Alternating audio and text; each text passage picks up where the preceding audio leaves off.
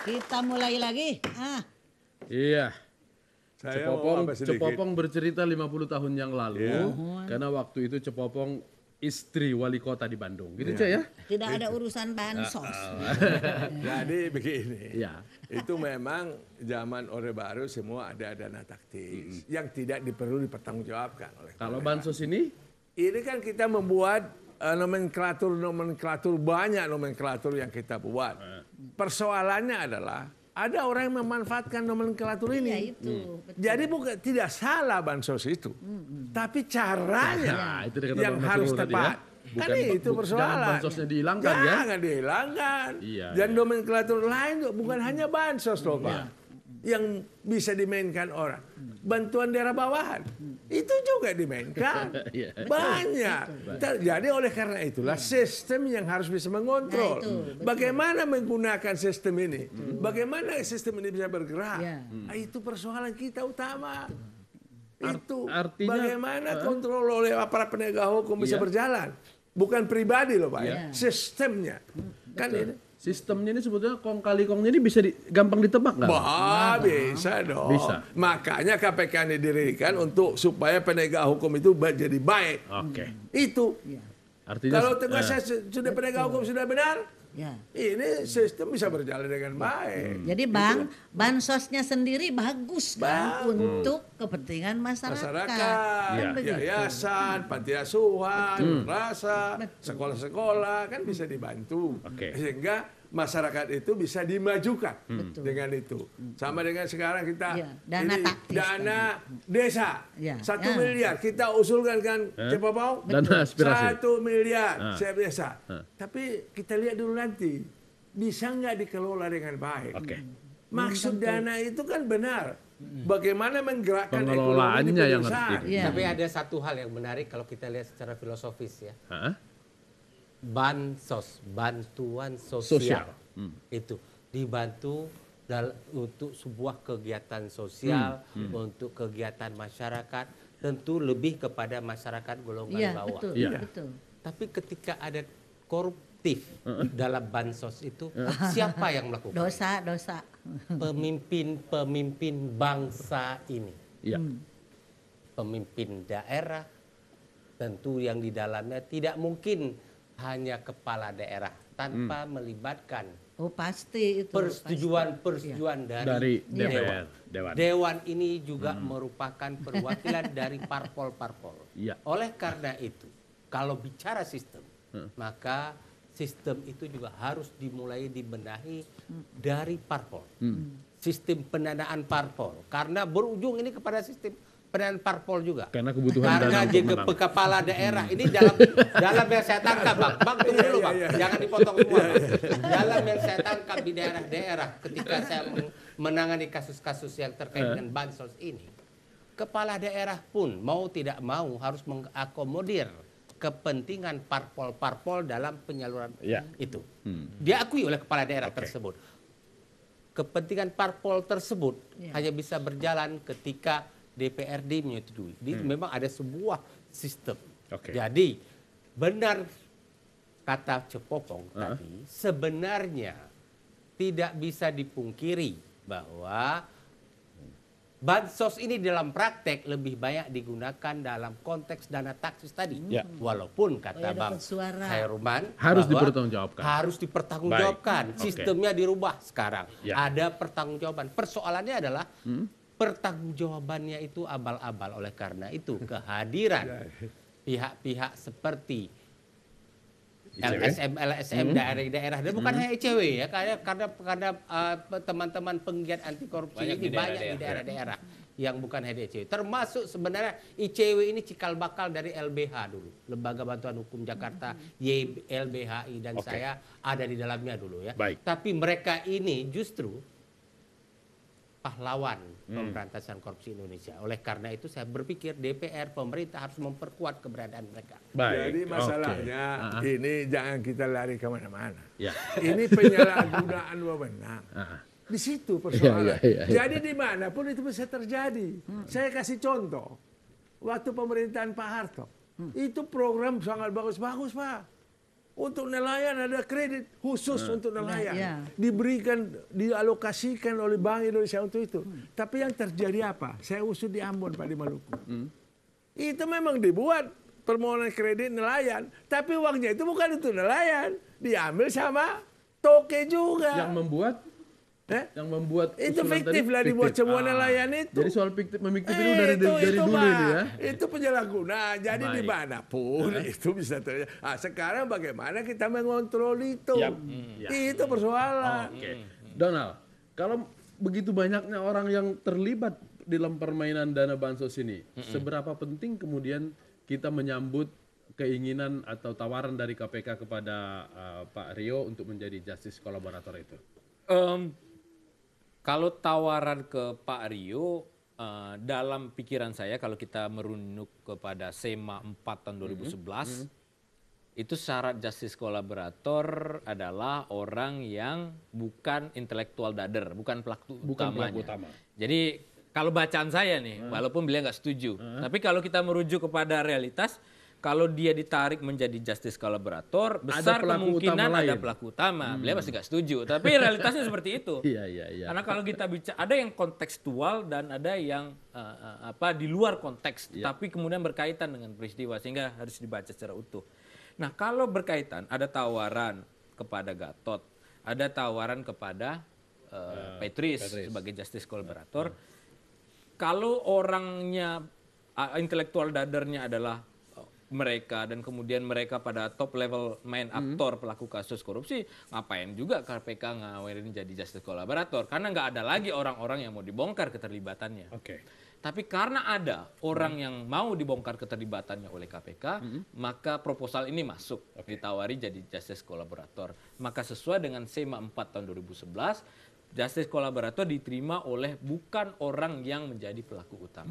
Begitu. Nah, ini yang menarik nih, Bang. konspirasi pikiran lagi nanti. Pelaku utama yang dimaksud ini mau saya bacain semanya nih. bukan. Faktanya semanya betul. Tapi siapa yang kemudian diarah-arahin ke pelaku utama? Jangan kita lihat justice kolaborator itu yang resmi seperti itu. Kalau itu memang sudah jelas dia tidak dilakukan penuntutan misalnya. Ini kan tidak. Ya. Ini bagaimana suatu goodwill daripada si kolaborator tadi sehingga diapresiasi oleh penyidik dan penuntutan sehingga dia bisa diringankan. Tapi abang setuju bahwa keinginan menjadikan justice kolaborator itu untuk membongkar aktor yang lebih tinggi? Setuju. Okay. Tapi tentu begini, sejauh mana? Karena itu pernah saya lakukan, tapi bukan dalam artian seperti Amerika misalnya itu orang kita simpan ini yang maju di safe house diganti. Itu enggak seperti itu. Baik. Ada saksi kita yang kita butuhkan, tapi dia memang terlibat, tapi tidak sebagai pelaku utama. Itu kita angkat, kita simpan dia untuk membongkar. Memudahkan membongkar kasus. Iya.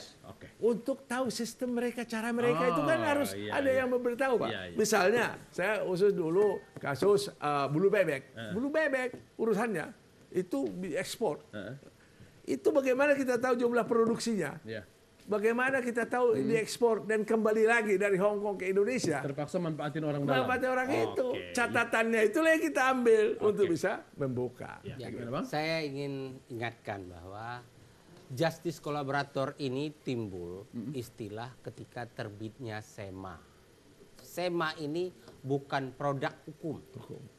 Salah kalau menjadikan seolah-olah menjadi pedoman bagi aparat penegak hukum dalam menggunakan pola-pola justice kolaborator. Justice kolaborator ini sebenarnya akar dari hukum kita yang di Eropa kontinental ini terkait dengan saksi mahkota yang diatur dalam pasal 168 KUHP.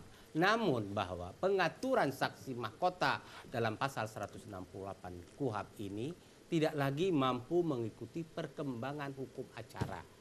Oleh karena itu SEMA perlu dibuatkan sebagai pedoman saja, tapi tidak mengikat aparat penegak hukum. Dan satu hal, dalam prinsip justice kolaborator ini tidak beda jauh dengan saksi mahkota yang saya katakan. Saksi mahkota ini adalah prinsipnya begini. Dalam sebuah kasus dilakukan oleh beberapa orang. Dan beberapa orang A, B, C ini dilihatlah siapa perannya yang paling ringan. Dan yang paling ringan inilah kemudian ditarik menjadi saksi untuk dia membongkar kes-kes yang lain dengan kemudian kalau dia dibawa ke pengadilan, dia diberi keringanan hukum. Namun di beberapa negara pun yang menjadi saksi mahkota ini dia diberi kompensasi, dia tidak tarik sebagai terdakwa. Nah, persoalannya adalah di Indonesia ini sering sekali aparat penegak hukum cenderung happy-nya adalah kalau tersangka bos-bos besar. Ditarik kepada bos-bos besar walaupun pelaku utama bukan bos besar. Pelaku utama si A itu yang menjadi justice collaborator itu.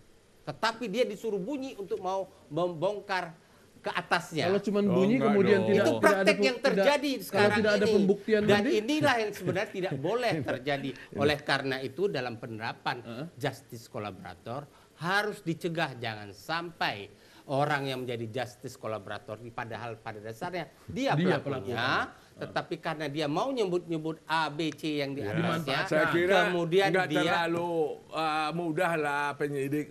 sering Pak Khairulman terjadi seperti itu. Sering sekali dia pelaku utama. Saya kira dipaksa untuk bernyanyi. Kalau hal-hal seperti itu, saya kira perlu kita bongkar. Dan prakteknya sekarang ini dan tidak jarang terjadi justice collaborator itu menjadi justice kalkulator. Dia berhitung itu terjadi. Oke.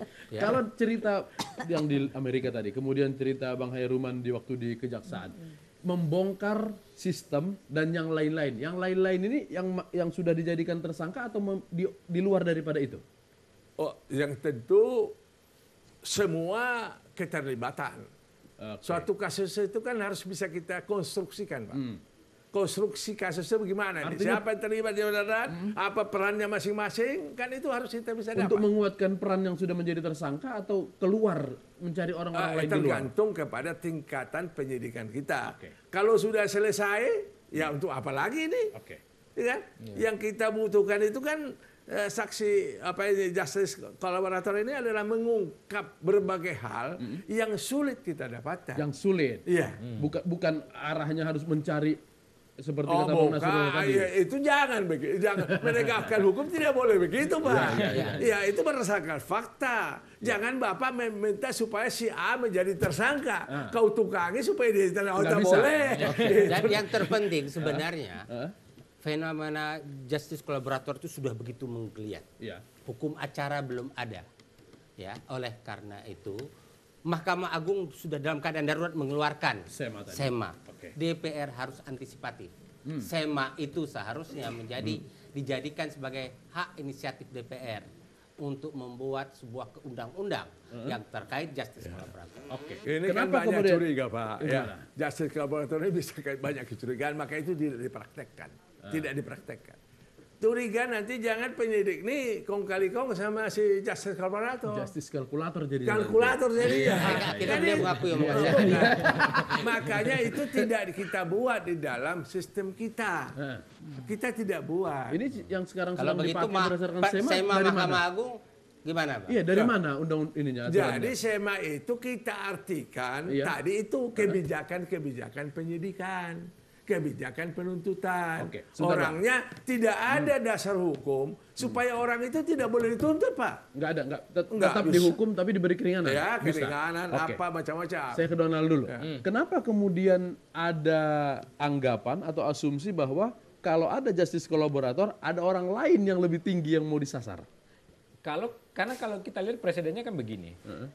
Siapa yang bisa memperoleh justice collaborator adalah mereka yang bukan intelektual dader dan ditujukan untuk membongkar, bekerja sama dengan esensinya kan begitu, justice collaborator. Dia bekerja sama dengan penegak hukum untuk membongkar kalau ada keterlibatan siapa pada leveling yang lebih tinggi. Nah, itu yang kemudian menjadi motivasi bagi KPK untuk mencoba menawarkan kepada mereka untuk membongkar apakah ini pertanyaannya, apakah ada keterlibatan? Apakah itu di level penegak hukum, kejaksaan? Karena kasus bansos ini kan sudah lama di Kejaksaan Tinggi Sumatera Utara. Ya. Apakah kemudian dalam proses perkara ini berjalan terus-menerus sampai masuk gugatan ke PT UN ada juga oknum jaksa yang bermain? Tentu Ya, di situ bisa dibongkar. saja. Maka di situ tawaran kepada justice kolaborator. Tapi Dan sorry, di sisi lain, Patris ini kan kasusnya suap, tidak ada masuk bansos. apa? Patris kasusnya suap, Kasus suap. bukan bansos. Kasus suap. Nah, suap. Jadi kasus suap Petris ini ada peristiwa lobi untuk memindahkan perkara. Apakah dalam lobi pemindahan perkara ini dikasih ke Petris itu 200 juta? Nanti kan dibuktikan benar nggak dikasih 200 juta. Apakah juga ada ngasih ke yang lain Yang penegak lain-lain. hukum untuk juga kasus ini dipindahkan? Itu sebenarnya. Ya, saya serahkan ke justice orator untuk menutup sesi ini. belum ditutup kan? Sesi Kan? ini. Ya yang ini. Baik, untuk polemik sekarang no comment. Tapi untuk anak-anak kita ini adalah pelajaran yang tidak akan kau dapat di kelas. Jadi nanti sebagai penerus bangsa ya kan, jangan diikuti yang jeleknya, yang bagusnya saja.